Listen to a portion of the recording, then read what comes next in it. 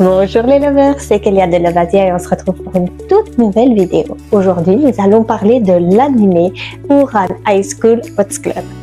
Le titre en japonais est Ouran Cuckoo Host Club, donc c'est pratiquement identique.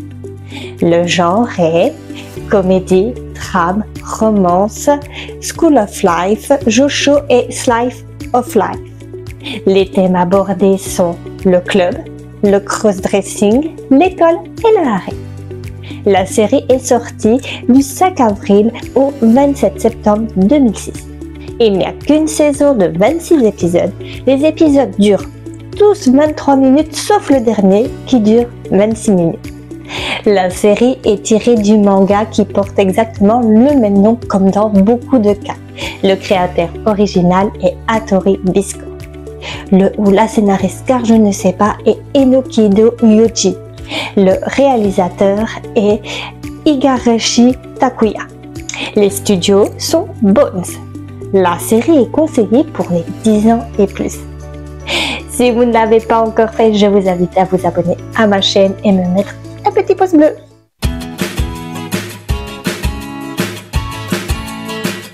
Fujioka Harui est habillée comme un garçon et porte des lunettes.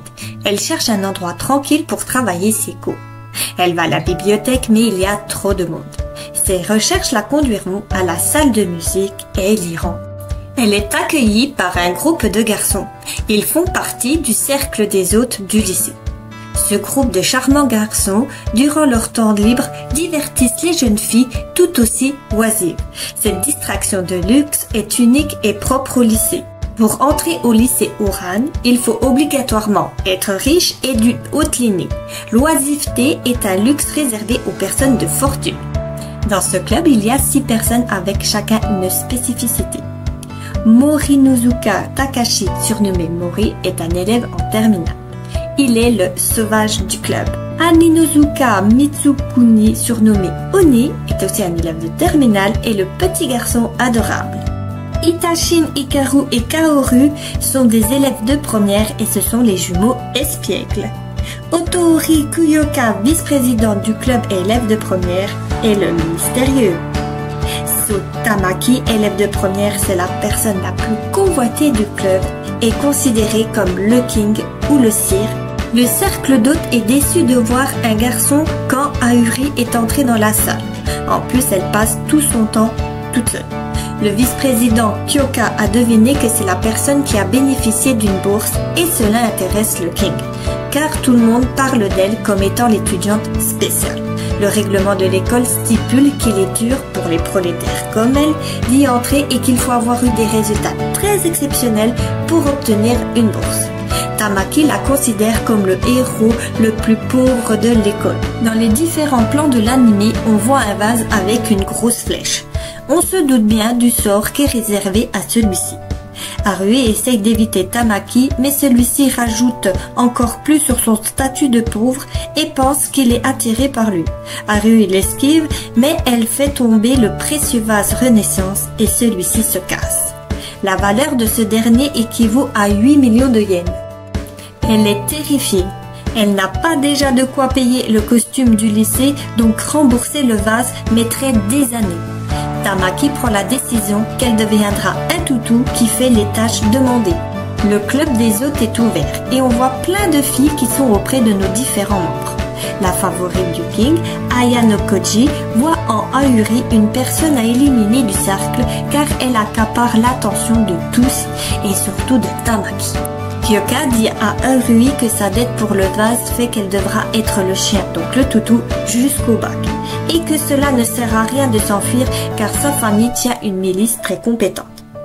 Tamaki dit à cette dernière qu'elle n'aura jamais de succès habillée comme elle est. Harui répond que la beauté vient du cœur et non des apparences.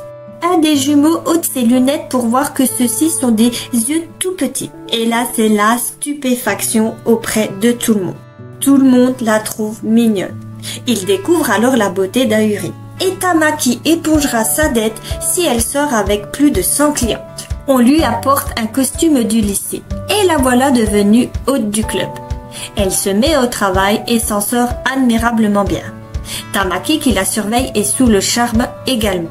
Et cela dérange énormément la favorite qui trouve que le sire n'a des yeux que pour son protégé. Celle-ci fera le nécessaire pour jeter le sac d'école d'Ahuri dans la fontaine.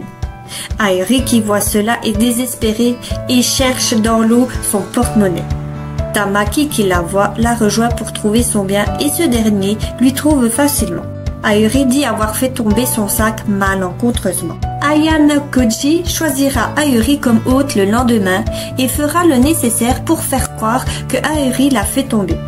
Tamaki qui a vu la scène prend la défense d'Ahuri et comprend que c'est la favorite qui a fait un mauvais coup, ainsi que le coup du sac dans la fontaine. Tamaki ne veut plus voir la favorite dans le club et condamne Ahuri de trouver maintenant 1000 clientes à cause du grabuge qu'elle a causé. Étant trempée, elle se changera. Tamaki vient alors lui apporter des serviettes et constate que c'est une fille. Tous les autres membres avaient découvert également que c'en est une. Tamaki voit Ahuri alors avec le costume féminin du lycée et devient rouge comme une tomate. Serait-ce le début d'une nouvelle histoire d'amour entre Tamaki et Ahuri? Je vous laisse aller voir la suite des épisodes.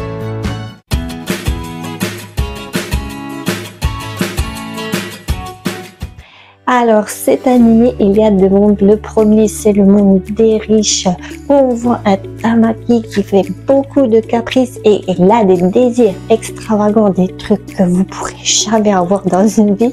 Et de l'autre côté, nous avons Ahuri qui vient d'un milieu beaucoup plus modeste et qui est plus terre à terre, et avec les différents aspects de sa personnalité, elle va séduire petit à petit tous ces membres de ce club.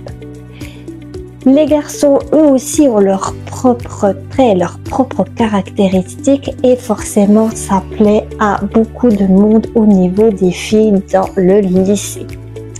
Alors pour moi, Tamaki sort un peu du lot.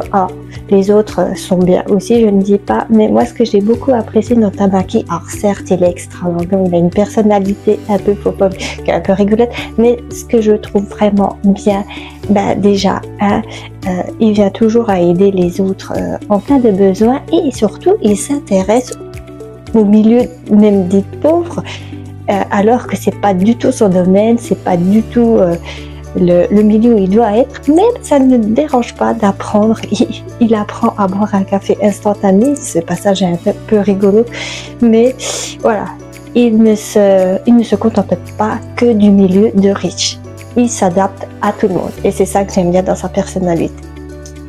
Par contre, la série, je trouve que elle est déjà courte, 26 épisodes, c'est déjà pas grand chose, mais surtout les différents épisodes n'ont pas trop de fil conducteur, donc au final vous pouvez regarder les épisodes différents ordres, ça ne dérange en rien, à part peut-être les deux derniers où ils font un peu une fin, mais voilà, il n'y a pas trop de fil conducteur, c'est dommage, ils auraient pu mettre un peu plus d'histoire qui tient un peu la route sur plusieurs épisodes.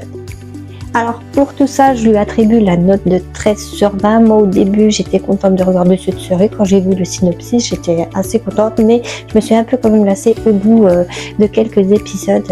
J'ai trouvé ça un peu lassant. Mais bon, vous pouvez me dire, vous, en commentaire, si vous trouvez aussi cette série lassante ou au contraire, si vous avez adoré et que pour vous, cette série, elle est géniale.